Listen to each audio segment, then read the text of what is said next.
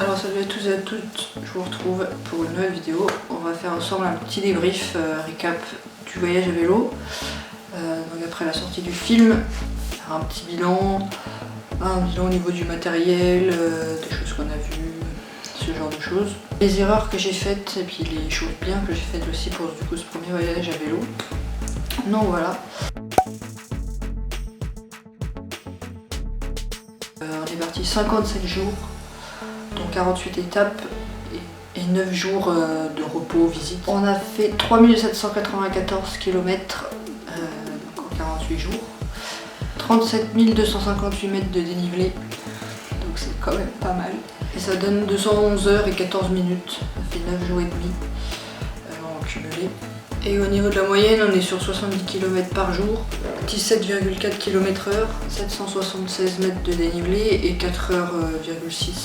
Donc ça c'est la journée moyenne. Donc j'ai fait un post sur Insta qui récapitule tout, les infos aussi. Donc sur Mélanie Cycling sur Insta, vous pouvez aller voir ça. Donc forcément il y a eu des jours incroyables sur ce paysage. Les tops dans l'ordre c'était la réserve de Scandola, Piana en Corse, après l'Etna en Sicile, le Vésuve et Pompéi en Italie, les Cinque Terre, ça c'est le numéro 1 du classement, toujours en Italie, et le col du Lautaret en France du coup, sur le retour. Et puis il y a eu des super jours aussi au niveau des sensations, notamment un qui me vient en tête, c'était en Italie, un jour on a fait 106 km, étape 30, au Terracina et juste avant Lido di Ostia. Le camping était un peu perdu ce jour-là. Mais du coup on a fait 106 km et vraiment j'ai eu l'impression d'en avoir fait 40. Je n'ai vraiment pas senti les pédales, c'était hyper plat ce jour-là. Mais quand même il faut faire les 106 bornes avec les 30 kg de vélo. Et bien sûr il y a eu des jours horribles, hein, forcément, sinon c'est pas du voyage. Donc la première c'était la deuxième étape en Corse, j'avais super mal dormi, j'avais aucune envie d'avancer, rien. Du coup on n'avait pas fait beaucoup de kilomètres ce jour-là. Ensuite il y a la Sardaigne, j'ai eu un peu un coup de mou en Sardaigne, on a fait 5 étapes en Sardaigne. Le premier jour c'était bien passé, puis après il a commencé à faire pas très beau. Et puis on a été un peu déçus des paysages sardes. Il doit y avoir des endroits qui sont magnifiques, c'est juste qu'on n'y est pas passé parce que forcément on doit relier un point A à un point B, on passe par là où on peut.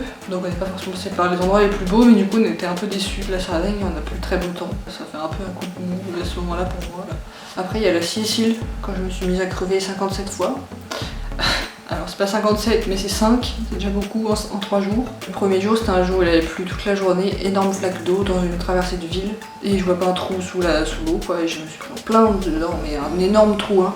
Et les deux pneus crevaient sur le coup. Donc super. Le lendemain, je recrève du pneu avant. Super.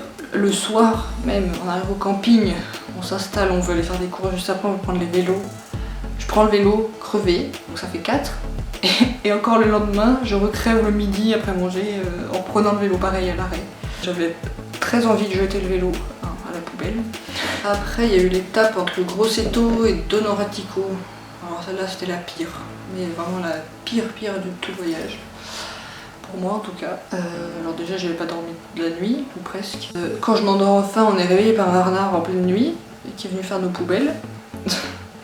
Il a plu pendant la nuit, j'avais mes habits sur le fil à linge, du coup le lendemain matin ils étaient humides, donc c'est pas très agréable. Après on part sous la pluie, on a roulé toute la journée sous la pluie, et du coup j'étais hyper fatiguée, donc vraiment une journée horrible pour moi. Donc vraiment ce jour-là, pareil j'avais envie de rentrer à la maison direct, là carrément ce jour-là c'était horrible. Mais du coup on n'avait pas fait énormément de kilomètres de mémoire, on avait fait quelque chose comme 75. Bon, c'était encore plein ce jour-là donc ça va, ça les fait même quand on n'est pas en forme. Et puis on s'était arrêté vachement tôt parce que il pleuvait mais des cordes. Donc on a pu bien se reposer le soir, donc là ça allait beaucoup mieux. Et après dans les galères il y a les derniers jours en France. Quand on est rentré, il a fait que pleuvoir, c'est pas hyper agréable quoi. C'est sous la pluie, hein, couvert, mais sous la pluie, sachant qu'on a des kawaii qui prennent l'eau, donc on n'est pas totalement protégé de la pluie.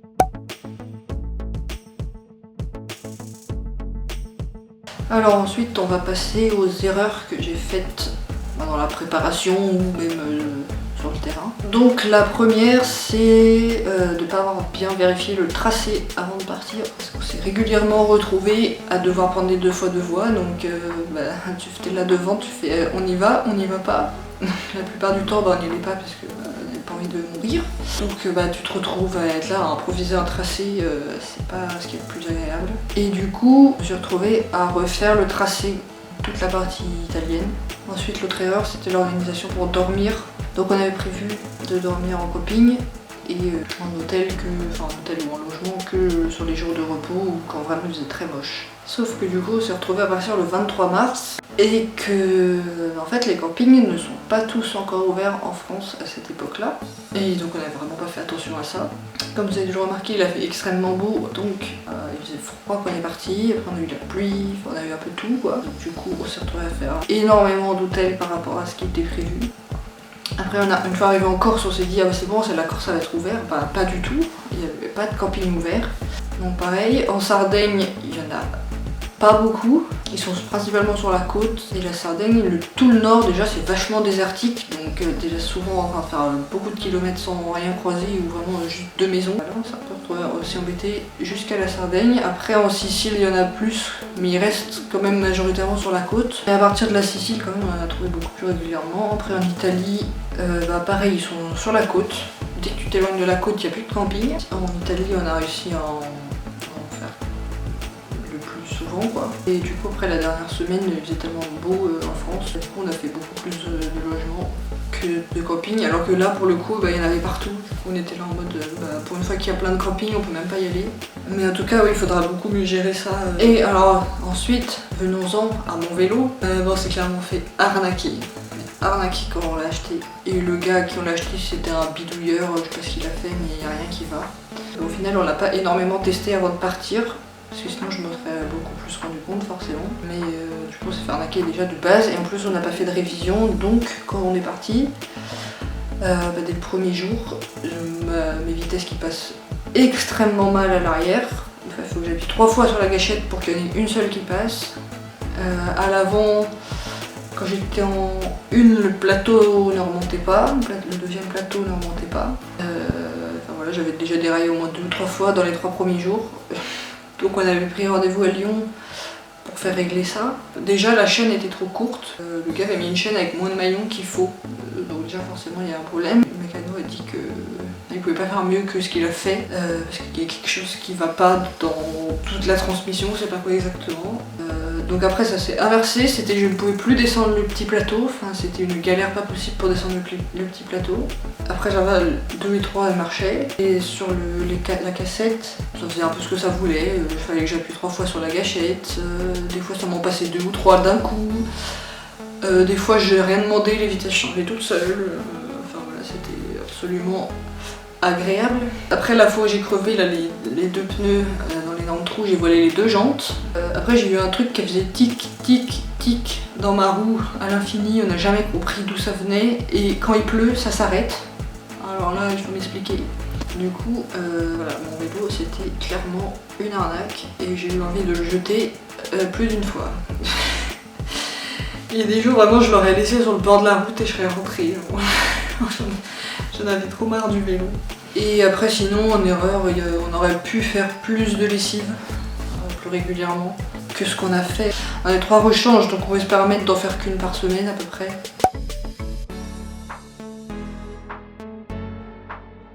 Donc après, dans les points positifs, j'avais bien calculé les étapes, c'est-à-dire que j'avais bien calculé le nombre de kilomètres par jour et le nombre de jours qu'on ferait au total. Parce que du coup on a réussi à tout faire dans les temps prévus, à quelques jours près, et des fois on avait pris un peu d'avance, après on a fait de retard, du coup ça s'est recalé et tout. Du coup au final, la totalité, on est arrivé un jour plus tard que ce que j'avais calculé.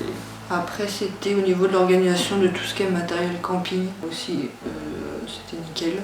Après au niveau de moi, de mon organisation pour filmer, pareil, j'étais bien organisée. J'avais tout ce qu'il fallait, donc ça là-dessus j'ai pas eu de soucis. J'ai juste eu une carte SD qui s'est bloquée, mais étant donné que je m'en servais jamais des 2 en même temps, ça n'a pas été un gros problème. Et sinon au niveau de notre préparation à nous, physique on va dire, on a juste eu un petit temps d'adaptation la première semaine parce que forcément on roulait beaucoup plus, mais sinon vraiment nickel.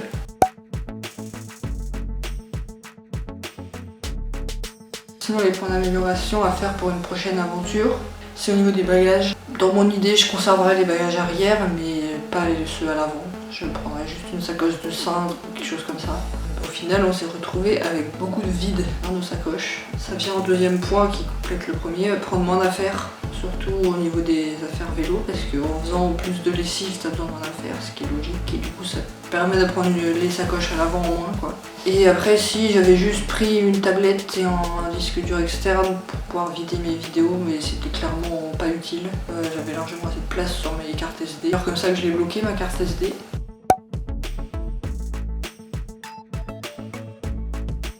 Une petite liste de ce que j'ai utilisé, pas utilisé, indispensable. Donc déjà, truc bien, il n'y a rien que j'ai emmené que je n'ai pas utilisé. Donc ça, c'est au moins j'ai pas eu de poids réellement pour rien du tout. Donc ce que j'ai mis dans peu utilisé, c'est les deux petits antivols, parce que la multiprise et la prise européenne, les gourdes en alu qu'on avait pris en plus, ça c'est clairement inutile.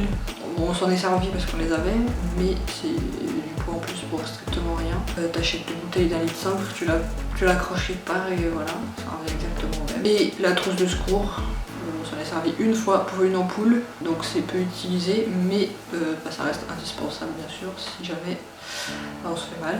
Après, dans les trucs que j'ai utilisés beaucoup, mais dont on pourrait se passer, ou qui sont pas forcément hyper utiles, c'est le tapis de sol. On a pris un tapis de sol pour mettre sous la tente. Bon, on s'en est servi à chaque fois, mais c'est encombrant et clairement le dessous de la tente suffit en fait. Le couteau suisse, que je me suis très peu servi. Ça c'est un peu à cause de ma folie, parce que je voulais pas l'abîmer. Bon, il faut quand même en avoir un, ça peut servir, ça peut dépanner. Et donc tout ce qui est indispensable. Donc le gros antivol, le harnais réfléchissant, ça moi je l'ai pas quitté. La lampe frontale.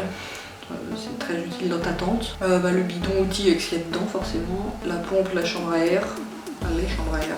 Après la tente, matelas, le sac à air pour gonfler, le sac de couchage, cartouche de gaz, popote, briquet, la serviette de toilette, le surpantalon de pluie, c'est quand même bien pratique. Et la trousse de toilette et une trousse de médicaments. Ça. Après du coup je disais ouais, les deux petits antivols, la multiprise, la prise européenne, les gourdes en alu et le tapis de sol, c'est les trucs que j'aurais pu enlever. Sachant que je m'en suis quand même servi, mais tu pars sans, ça revient au même. Une seule cartouche de gaz ça m'aurait suffi parce que au final elle a duré vraiment longtemps. Et on en voyait dans les magasins donc on aurait pu en acheter une. Et la trousse de toilette elle était trop grosse, on aurait pu faire autrement. Après il y a eu quelques petits points qu'on a ajustés pendant le voyage. Donc au niveau un peu hygiène, il y a la pâte à cul. Parce qu'au bout de 3 jours c'était horrible. Donc quand on a fait réviser le vélo à Lyon, on a pu faire un magasin, on a dit on va en acheter. On a acheté de la crème hydratante en plus. Parce que avec le soleil, la pluie, le vent, le froid, c'était un peu desséché. On a racheté du PQ aussi plusieurs fois en cours de route forcément. Parce qu'il n'y en a pas dans tous les campings. On a racheté de la lessive plusieurs fois aussi. Au cours de route. Après il y a tout ce qui est au niveau mécanique, avec toutes mes péripéties sur mon vélo. On a racheté un fond de jambes, on a racheté une pompe aussi parce que la nôtre était un peu catastrophique. On a racheté un multitool aussi parce que le nôtre s'est cassé. On a racheté des chambres à air, des plaquettes, ça avait changé sur les 2 vélos. Et au niveau du copain, on a juste acheté un oreiller gonflable pour papa.